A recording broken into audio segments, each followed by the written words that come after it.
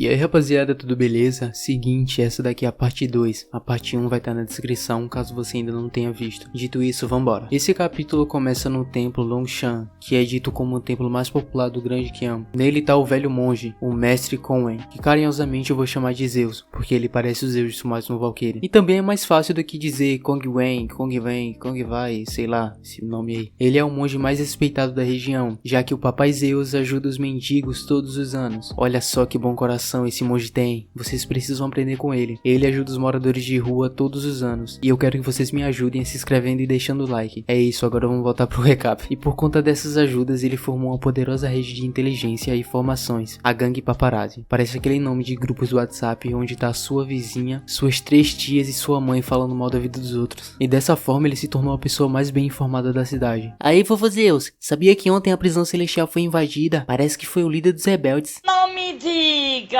Até que a garota mascarada aparece e diz que ficou sabendo que o vovô Zeus é o cara mais bem informado da cidade. Então ela faz uma pergunta pra ele: onde diabos estava o líder dos rebeldes? Ele responde que não sabia onde demônios estava o líder, e que ela não era a primeira pessoa a perguntar aquilo. Até que ele olha pro lado e lá tá ele, o maravilhoso, o incrivelmente incrível líder dos rebeldes, dando um oizinho pra ele. Ele fica bastante surpreso, tão surpreso que até pede perdão pro Buda. Gente, Zeus pedindo perdão pro Buda, que mundo é esse, hein? A mina mascarada vê o Prota e pergunta o que ele tá fazendo lá. Então nosso Prota fala que ficou sabendo de uma árvore dos desejos muito eficaz, e que ele e a nossa mulher decidiram ir pra lá, colocar uma placa e desejar também, né? Desejar muitos anos de felicidades. Ela pergunta se a irmã Zou acreditava nessas coisas. Então, com o vovô Zeus bisbilhotando e ouvindo a conversa, ele escuta o sobrenome Zou e diz que é o mesmo sobrenome da atual imperatriz. Então ele se vira para dar uma espiadinha e vê a nossa mulher. Então ele tem certeza que é a imperatriz e que não acredita que os dois sejam casados. Pois é, né, vovô, nem eu, cara, ela deveria estar casada comigo. Mas enfim, né, ele pensa que tudo é um sonho. Afinal, o líder dos rebeldes e a imperatriz do Grande Qian estavam casados. A mascarada diz que já que fez o pedido tá metendo o pé. Então o vovô Zeus fala que tá intrigado com o destino da relação do Prota e da imperatriz. Eles ficam confusos, então o monge fala pra perdoar ele, porque quando as pessoas chegam numa certa idade, começam a falar besteiras. E pensa que pela reação deles, eles não sabem da identidade um do outro. Então os 3 se dirigem para a árvore mágica que realiza desejos, e o vovô fala que essa árvore ficou muito famosa graças a eles.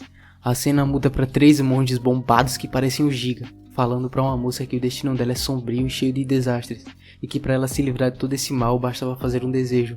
Mas então os 3 rasgam as roupas e ficam loucos e começam a gritar que é uma promoção imperdível. Por apenas 9,99 ela e a família ia ficar livre dos males. Ela então apavorada compra logo 10. Oxe, até eu comprava se 3 caras que parecem mais uma geladeira Electrolux chegassem em mim assim.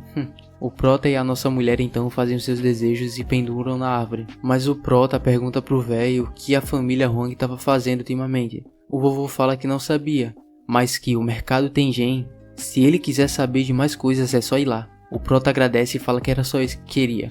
O velho então começa a pensar, que destino maravilhoso esses dois têm. Como eles se casaram e se um dia eles descobrirem a identidade um do outro, o que será que vão decidir? E acha que, como 2 pessoas com visões diferentes e incompatíveis, eles provavelmente iriam cruzar espadas. A cena então muda pro Zanrun, todo acorrentado sendo interrogado. Coitado, parecendo um escravo.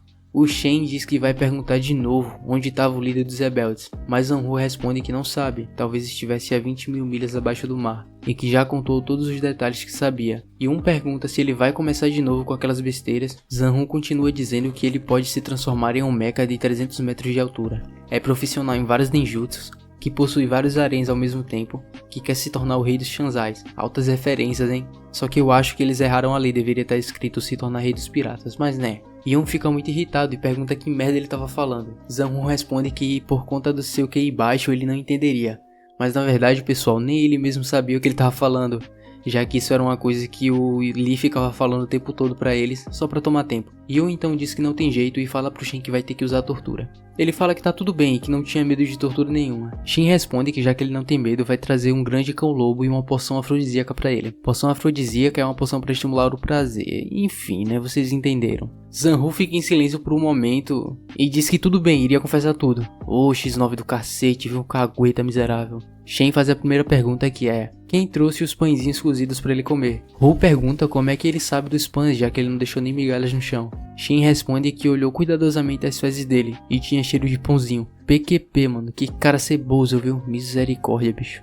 Yon fica impressionado e fala que ele é incrível, já que não deixa escapar nenhum detalhe. Ah lá, outro ceboso também, esse mundo tá perdido, meu Deus do céu. Zenhun fica abismado e fala que esses caras são muito loucos, e eu concordo, Zenhun. Shen continua dizendo que não deu nenhum pãozinho pra ele nos últimos dias, e que a única pessoa que poderia invadir a prisão celestial e sair sem ser pego era o líder dos rebeldes, e pergunta se ele estava escondido na capital. Zenhun fica calado, então Shen diz que pelo silêncio dele já deduziu que sim. Rou fala que ele não deveria se preocupar com o líder. Shen pergunta por quê. Ele pergunta se o Shen não achava que as famílias aristocráticas estavam armando algo.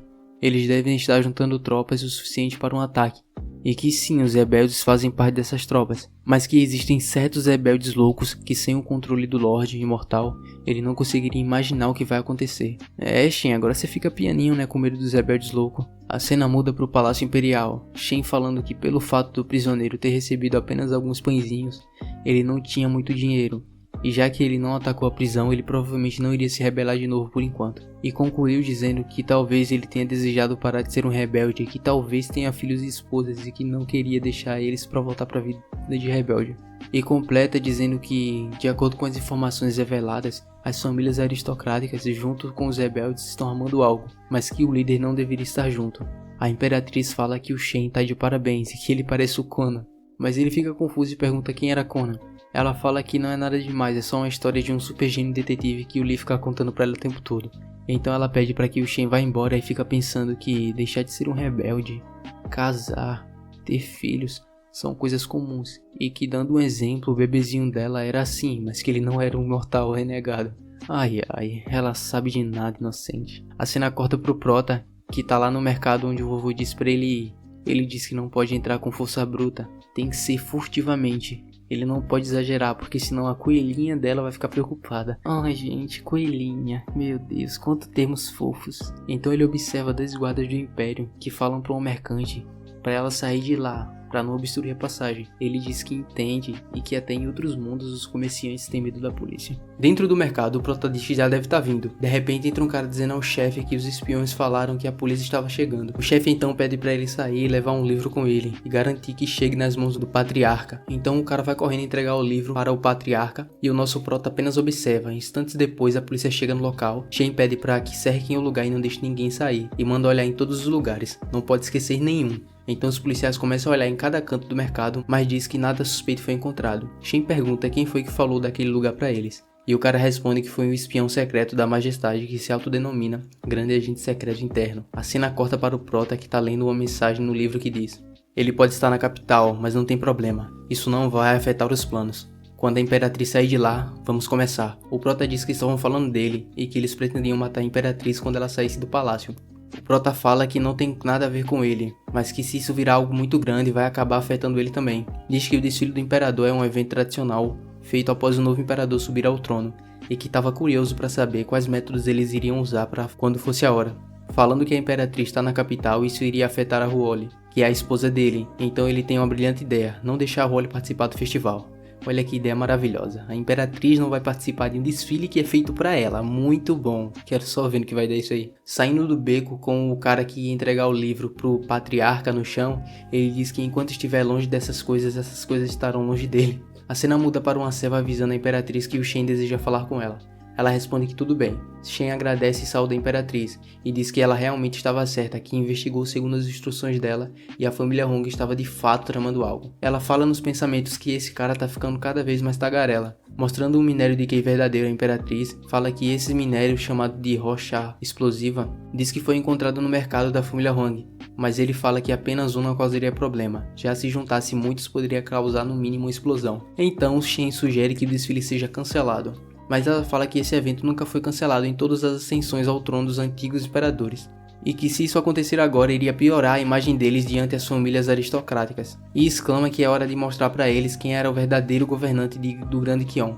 Só lembrando que o Grande Qion é o lugar onde essa mina aí era imperatriz, tá pessoal? E ela depois pensa que se não conseguir lidar nem com essas famílias aristocráticas, como iria dar uma vida boa para o bebezinho dela em Kyoto, e que vai ser uma nova experiência para ele ver o desfile. Eu acho que ela quer que ele saiba quem é ela de verdade. Uma serva avisa pra Ruoli que os doces acabaram de chegar da cozinha imperial e pergunta qual sabor ela gosta. Ela responde que gosta de doce, mas a serva pensa, ela gosta mais de coisas azedas, por que será que ela pede coisas doces? Uma mesa cheia de doces é mostrada e em seguida o Prota todo animado com os doces. E já sabemos pra quem ela pede esses doces, né? Claro que é pro bebezinho dela. Lee elogia ela dizendo que ela tá cada vez mais habilidosa na cozinha e pergunta se ela se cansou. Ela responde que não cansou não. Mas mente, viu, véi? Nem foi ela que fez, bicho, vê? Mentirosa. E fala que combinou com os amigos dela pra ir ver o desfile da nova Imperatriz. Mas o Lee fica desesperado e pergunta se ela vai ir desfile com os amigos e se ela tem amigos. Ela fica pé da vida e pergunta se tem algum problema, que não pode ter amigos. Ele fala que não foi isso que ela tá pensando e que na verdade só nunca viu eles. Então o Prota pensa que ela quase nunca interage com ninguém e agora como ele vai fazer pra impedir que ela vá nesse desfile com os amigos. Ele diz que vai com ela, mas ela faz bico e ele pensa que ela ficou triste. A cena muda pro Prota deitado com a Ruoli e ele fica encabulado pensando, ela vai no desfile com os amigos dela e ele não pode fazer nada pra impedir.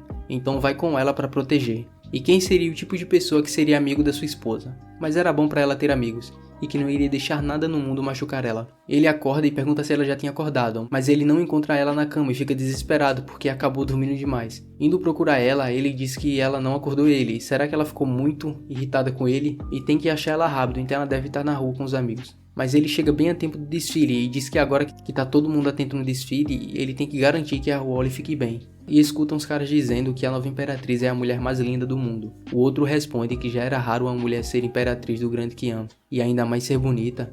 Então o primeiro cara diz que todas as mulheres do antigo harém ficaram com vergonha de si mesmas depois de ver ela. O Prota diz que essa nova Imperatriz parece até uma mulher da China, e que deve ser cruel igual ela. Ele fala que já está quase na metade do desfile e ainda não achou a Ruoli. Olhando para a janela, o Prota vê uma silhueta e pergunta se a silhueta tá olhando para ele. O Ruoli em pensamento chama ele de idiota e diz que ele acabou dormindo demais. O Prota vendo que não tem mais perigo diz que vai embora já que o desfile tá quase acabando. Então vai para casa porque provavelmente ela já deve estar lá.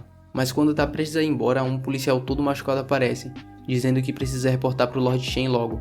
E então, um guarda sendo morto por uma espada atravessando seu corpo. Um cara com máscara de capiroto aparece rindo e perguntando se a força da série do governo era tão fraco assim, mas que talvez o Shenhai seja um pouco capaz. Vamos ser sinceros que esse cara é muito estiloso, velho. Olha a arte desse cara. Ele se vira pro seu bando e diz pra andar logo e não esquecer do saco de minérios verdadeiro. Tirando a máscara, ele diz que dessa vez vai garantir que a cadela da Imperatriz morra e não sobre nenhum cadáver. Então esse vídeo chegou ao fim, a parte 3 vai sair em breve, mas só se vocês gostaram desse, porque é lógico que eu não vou trazer outro se vocês não gostaram.